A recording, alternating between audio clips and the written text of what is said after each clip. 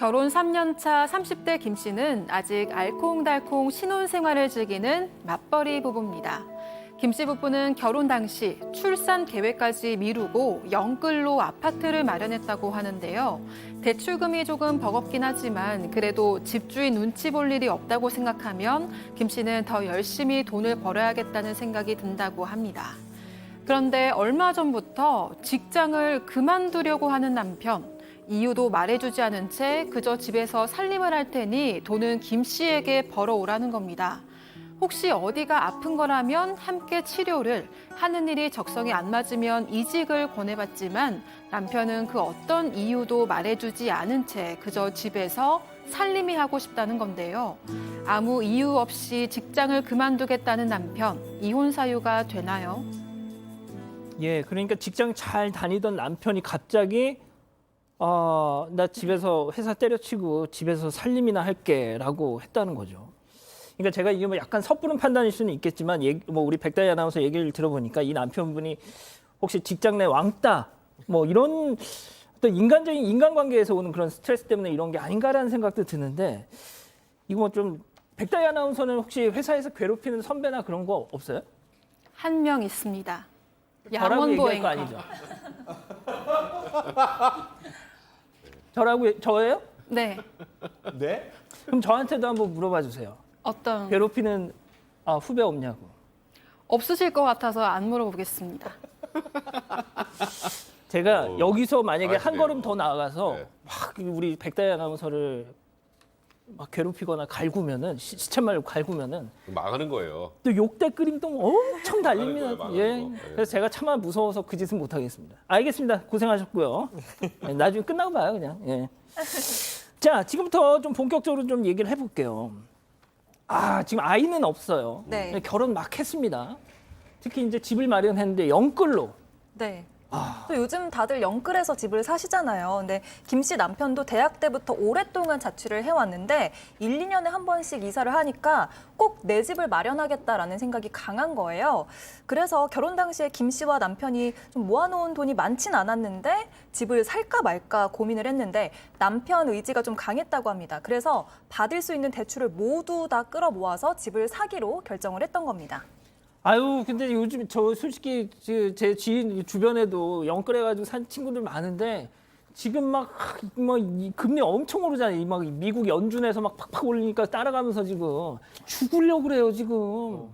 사실 저도 이번에 전세가 만료가 돼서 3억을 올려줘야 아니 되는. 뭐 이렇게 구체적으로 입장이라서. 말씀하셔. 이거 보면 남 일 같지가 않아요. 진짜 이렇게 영끌로 집을 사야 아니 되나? 저번에 우리 승희 언님 빌딩 있다고 그러셨잖아요. 그 빌딩 있는 거와 제가 사는 집이 전세 있는 거는 관계 없는 거잖아요. 좀 얄미워 죽었어.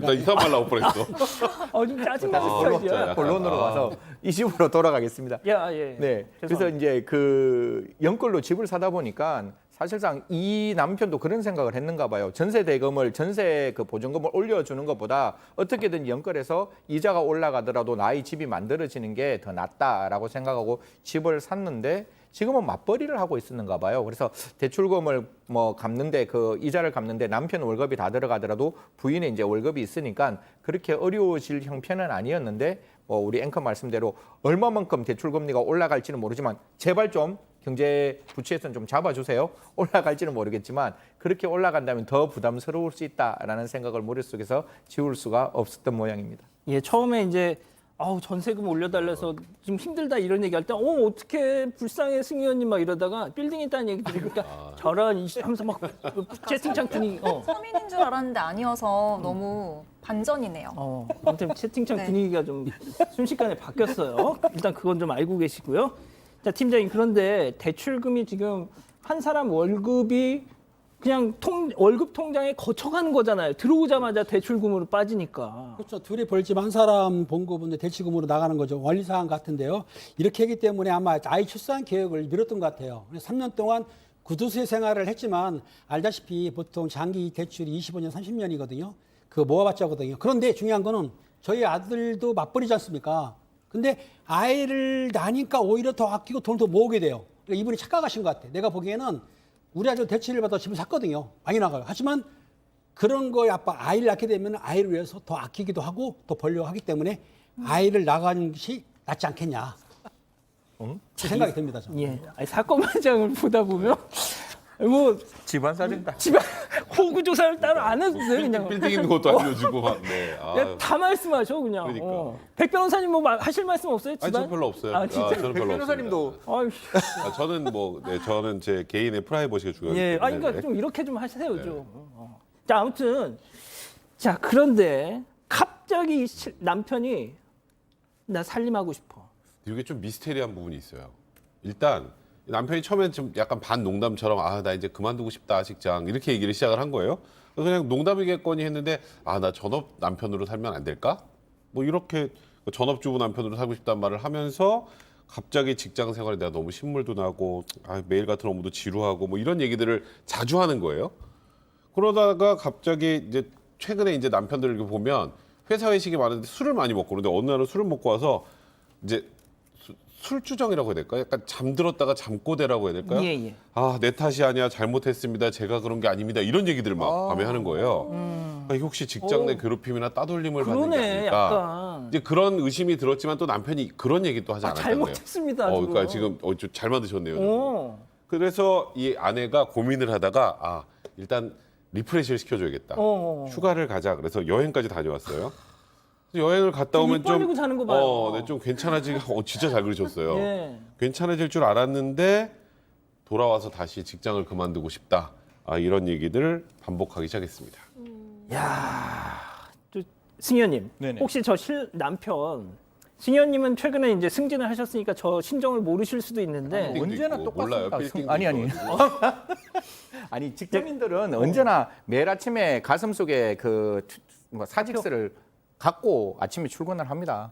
그래서 아니, 승현님도 스트레스 많이 받으세요? 그럼요. 그 뭐 직장 생활을 하는 데 있어서 같은 동료와 더불어 함께 갈 수 있는 부분도 있지만 제가 그도 말씀드리지만 뭐 승진했다고 제 위에 청청시야 위에 계시는 분이 안 계시는 것도 아니고 그렇게 바라본다면 모든 사람이 다 힘들죠. 제가 언제나 말씀드리지만 꼭 이렇게 아내분들 그 남편이 아침에 출근할 때 이 가족을 위해서 오늘 그 남편의 마음이 썩어 문드러지더라도 직장 생활을 하고 있다는 것 좀 알아주셨으면 좋겠습니다. 근데 뭐 여성분들도 맞벌이 그렇죠. 하시는데요. 예, 뭐. 예.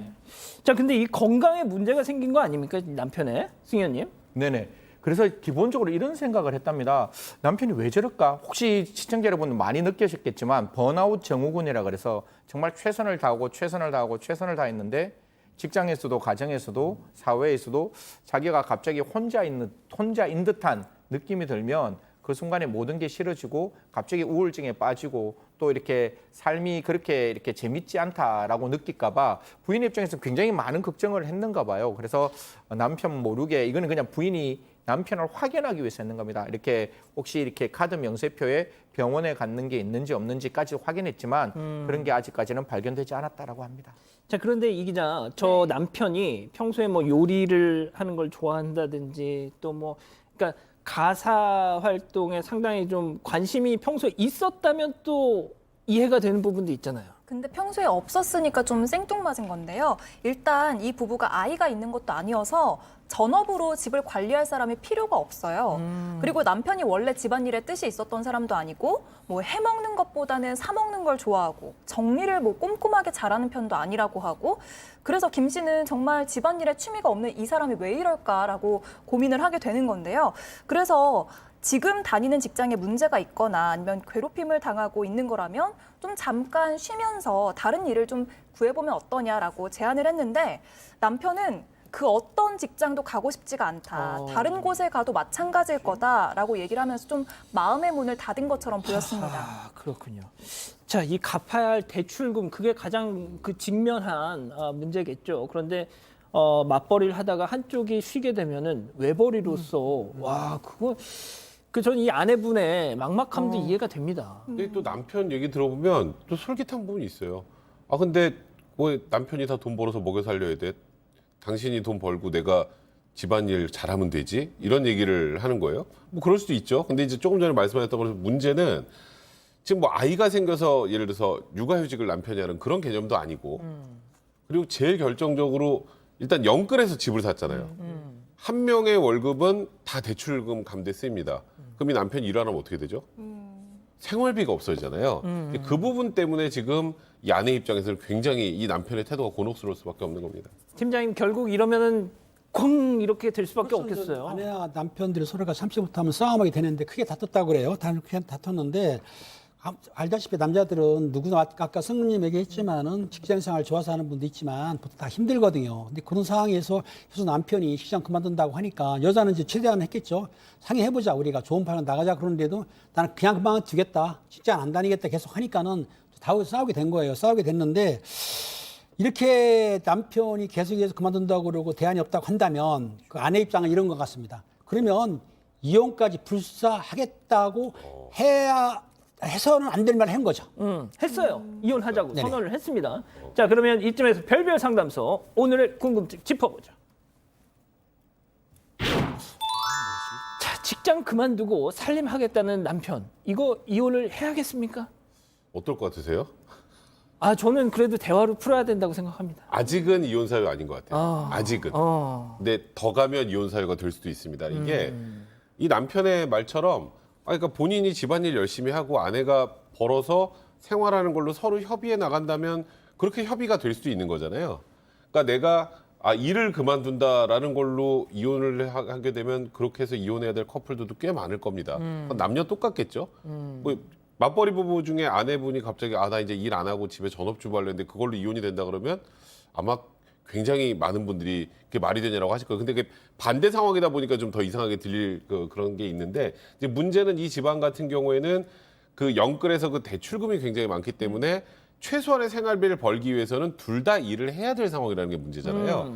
그러니까 이런 과정에서는 아내와 남편이 계속 대화를 통해서 이 문제를 어떻게 해결할 것이, 그러니까 이 부족한 금액 문제를 어떻게 해결할지에 대한 계속 이제 지속적인 대화가 필요한 거고, 근데 이런 과정에서 이제 말 그대로 아까 김은배 팀장님이 얘기했던 것처럼 쾅쾅쾅쾅 충돌이 계속 잦아지고 더 이상 혼인 생활을 계속하기 어려울 정도로 신뢰가 이제 끊겨버리는 상황이 된다면 그 정도 되는 상황이라면 이게 이혼 사유가 될 수도 있습니다. 그러니까 이 남편분이 생활비가 필요한 부분들을 무시하고 그냥 자기 얘기만 계속 한다.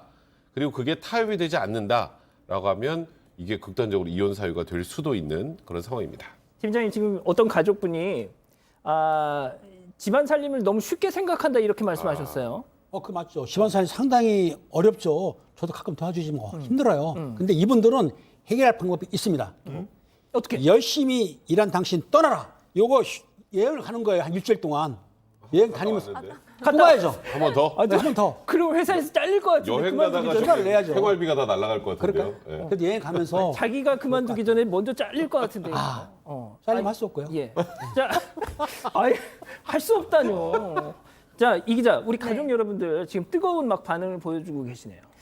그러니까 살림을 잘하면 남자가 살림하는 건 문제가 없는데 생활비가 부족하면 같이 굶자는 거냐, 뭐 이혼을 하셔라 이런 의견도 많았는데요.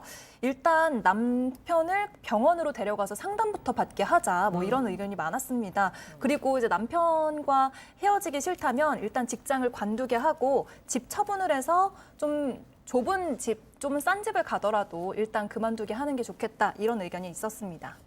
어렵네요. 이거 참 어느 한쪽 편을 들기가 좀 어렵습니다.